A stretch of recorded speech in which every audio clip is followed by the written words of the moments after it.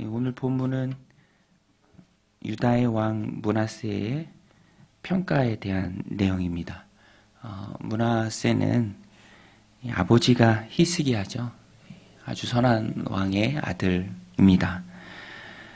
그러면 기대하는 바가 있죠. 아버지가 히스기야니까 또 아들도 얼마나 신실할까. 안타깝게도 그렇지 않습니다. 유다 역사의 가장 악한 왕들을 꼽으라면 꼭 들어가는 사람이 바로 이 므낫세입니다. 므낫세. 통치 기간은 굉장히 길어요. 55년을 통치했습니다. 55년. 길죠. 굉장히 긴 통치 기간입니다. 이것도 어떤 면에서 보면 하나님의 큰 복인데, 그 내용은, 통치 기간 55년의 내용은 참 악했습니다. 그래서 므낫세에 대한 평가, 악을 많이 행한 왕, 그것뿐입니다. 악을 많이 행한 왕. 므낫세를 통해서 우리가 배워야 할 건 반면교사밖에 없는 것 같아요. 이렇게 하면 안 된다.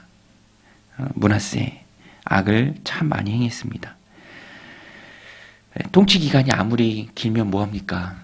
그 기간 모두가 다 하나님 앞에 행한 악밖에 없었다라는 것입니다. 핵심은 뭐 여러 가지인데요. 3절에도 보면 그의 아버지 히스기야가 헐어버린 산당들을 다시 세우며, 개혁을 단행해 정말 힘들게 헐어버린 그 산당을 다시 세웠어요. 또 4절에도 보면 너무 심한 악이죠. 성전의 제단을 쌓았습니다. 하나님께 드리는 제단이 아니요. 5절에 나오죠. 또 여호와의 성전 두 마당에 하늘의 1월 성신을 위하여 제단들을 쌓고, 이걸로 그냥 얼마나 악했는지가 다 드러납니다. 성전에 1월 성신을 위하여 제단을 쌓았다.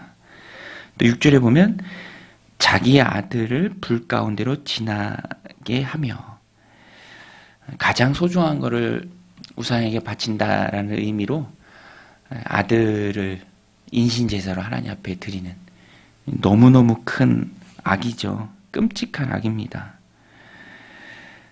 여하튼 이런 악들을 참 많이 행했습니다. 7절에 가서도 보면 또 자기가 만든 아로색이나 아세라 목산을 성전에 세웠더라. 이 성전이 어떤 성전입니까? 그 오래전 다윗이 계획하고 준비하고 솔로몬이 세운, 하나님께서 영원히 내 이름을 두리라 말씀하신 그 성전에 아세라 목상을 세웠다라는 것입니다. 그러니까 므낫세는 정말 어디 내놔도 뒤처지지 않을 하나님 앞에 악한 왕이었습니다. 55년 긴 통치 기간을 가졌지만 하나님은 그것을 보지 않고 그 내용을 보시죠. 중심을 보십니다. 그 중심에는 하나님 앞에 악한 것들이 가득했다라는 것입니다. 지도자가 참 중요하죠. 지도자 한 명이, 명수로는 한 명이지만 굉장히 중요한 역할을 합니다. 오늘 본문에서도 보면 핵심은 혼합 종교예요. 혼합 종교. 4절에 가서 보면은 여호와께서 전에 이르시기를 내가 내 이름을 예루살렘에 두리라 하신 여호와의 성전의 제단들을 쌓고, 그러니까 여호와를 섬기는 그 성전 경내에 또 제단을 쌓아서 같이 섬기는, 혼합 종교의 핵심은 그겁니다. 다른 것을 배제하지 않아요. 같이 많으면 많을수록 좋다. 그래서 네팔 같은 다신교 문화를 가진 나라에 가서 보면 공공연하게 뭐 십자 같은 것도 있어요. 또 불교 같은 것도 있고 같이 하는 거예요. 같이 많은 신 중에 하나. 므낫세도 그 길을 선택했습니다. 오늘 우리가 반면교사로 삼아야 할 것이 그겁니다. 내가 철저하게 정말로 하나님 한 분만, 여호수아가 고별 설교에서 얘기했던 것처럼 택하라, 섬길 자를 택하라. 이것도 좋고 저것도 좋고, 그것이 아니라 혼합 종교가 아니라 섬길 자를 택하라. 그래서 순결한 신앙생활 하나님 앞에 살아내고자 한다면 항상 그리스도인들의 삶에 있어서 선택이 있습니다. 선택. 이건가 저건가. 이것도 좋고 저것도 좋고 같이, 그런 것이 아니죠. 그것은 성전을 더럽히는 것입니다. 성전의 우상을 세우는 므낫세의 길이다. 우리가 늘 기억해야 합니다. 혼합 종교, 므낫세를 통해서 배우는 반면교사입니다. 같이 하는 것을 끊어내야 한다는 것이죠. 그래서 우선순위는 항상 하나님 앞에 있어야 합니다. 먼저 그의 나라와 그의 의를 구하라. 내 삶의 믿음을 삶의 모습으로 드러내는, 하나님을 선택하는 그 선택이 항상 우리 안에 있어야 한다. 므낫세를 통해서 배우는 것이고요. 또 한 가지는 영향력입니다. 영향력. 9절에 가서 보면은 므낫세가 어찌됐든 그 왕의 자리에서 이런 악한 일들을 행했기 때문에 지도자가 중요하죠. 백성들이 영향을 받습니다. 9절에 가서 보면 이 백성이 듣지 아니하였고 므낫세의 꾀임을 받고 라고 되어 있습니다. 므낫세의 꾀임을 받고 악을 행한 것이 여호와께서 이스라엘 자손 앞에서 멸하신 여러 민족보다 더 심하였더라.